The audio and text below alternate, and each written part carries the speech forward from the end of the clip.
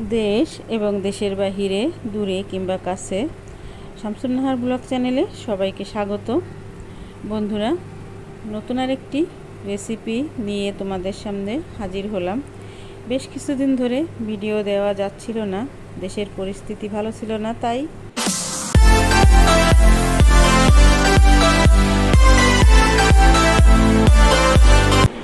আসসালামু আলাইকুম বন্ধুরা। তো আমি ভিডিওটা এখান থেকে শুরু করছি।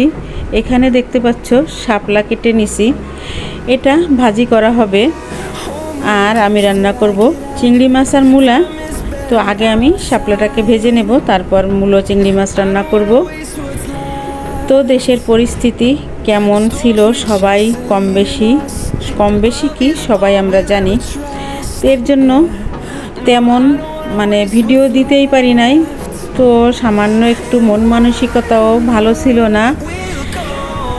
দেশের প্রত্যেকটা মানুষেরই মন মানসিকতা সব কিছুই খুব খারাপ ছিল, যার কারণে ভিডিও করার ইচ্ছাটাও ছিল না। আর আমার যে ইউটিউবের বন্ধু বান্ধব যারা আছো সবাইকে খুব মিস করছিলাম। খুবই খারাপভাবে দিন কাটতেছিল।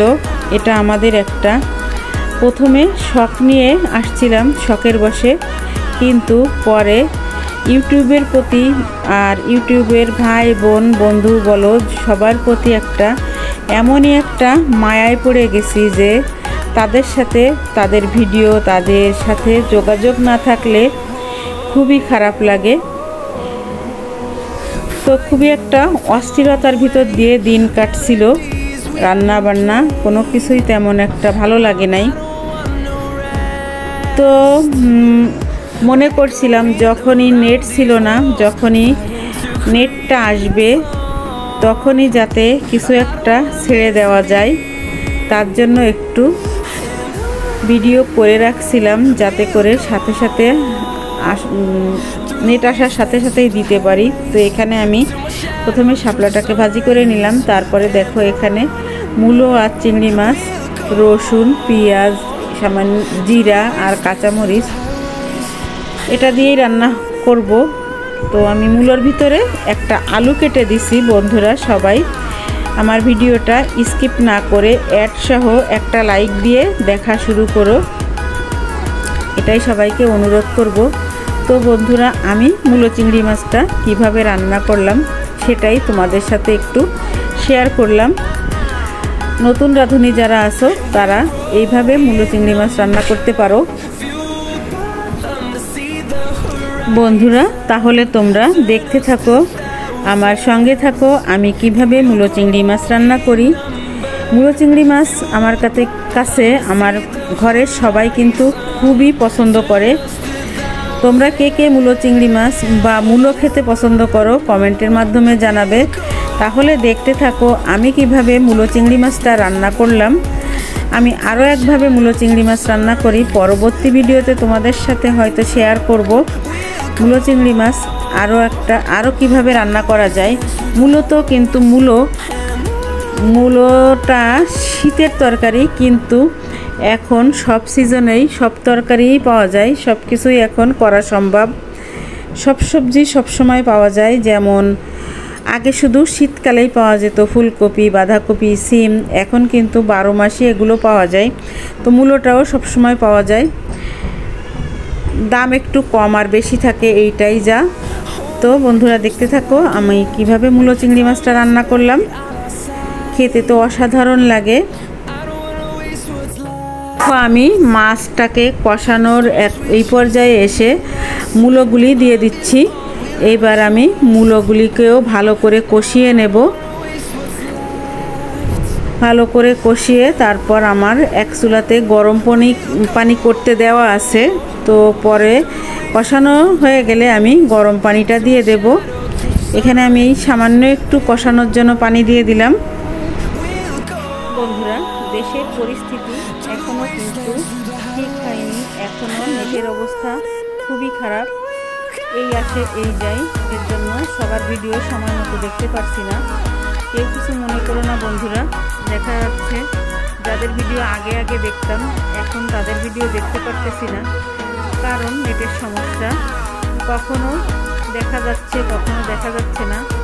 তারপরেও আমি চেষ্টা করব সবার ভিডিও দেখার। একটু হয়তো আগে আর পরে হবে এইটাই, কিন্তু তোমরা এটা সবসময় যারা আমার ভিডিও দেখবে মনে রেখো, আমি সবার ভিডিওই দেখে দেব।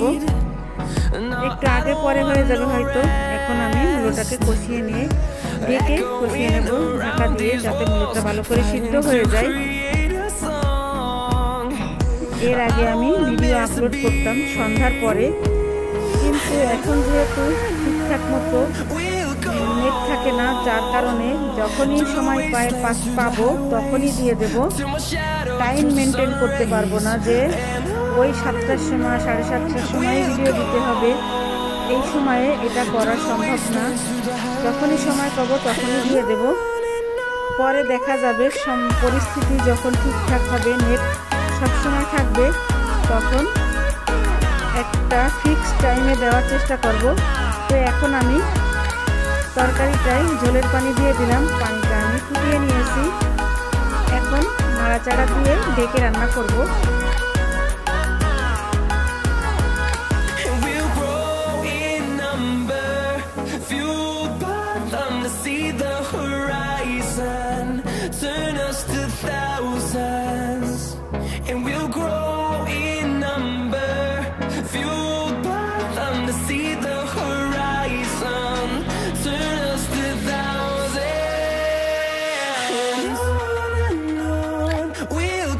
দেখো ভিডিওর এই পর্যায়ে এসে আমি সামান্য একটু ফ্রোজেন করা ধনিয়া পাতা দিয়ে দিলাম।